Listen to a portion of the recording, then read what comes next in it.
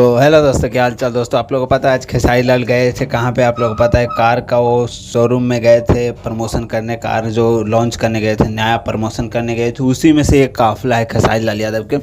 उनका जो गाड़ी था 4 करोड़ के, उस गाड़ी के साथ क्या डैशिंग और क्या हैंडसम लुक में खेसारी लाल यादव नज़र आ रहे हैं। और बहुत ज़बरदस्त यूपी में है शायद से, मेरे हिसाब से खेसारी लाल यादव तबाही मचा रहे हैं यूपी में। और बहुत धमाकेदार लुक नज़र आ रहा है ये। क्या ज़बरदस्त ऊपर चढ़ के क्या काफिला है, इसे कहते हैं असली पावर, खेसारी पावर। बहुत धमाकेदार लगा ये वीडियो और तबाही मचाने वाला वीडियो, बहुत ज़बरदस्त वीडियो, बहुत वायरल हो रहा है। इसलिए मैं सोचा आप लोगों को बता दूँ वो क्या ज़बरदस्त लग रहा है। पावर असली यही होता है और ये होता है रिकॉर्ड।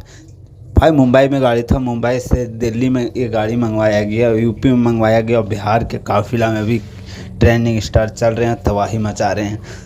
तो इस बारे में ज़्यादा कुछ नहीं बोलता हूँ। Okay bye, love you. मिलता हूँ नेक्स्ट अपडेट के साथ। ये होता है असली पावर हाउस ट्रेंडिंग स्टार। से ज़्यादा कुछ नहीं बोलता हूँ। Love you, bye.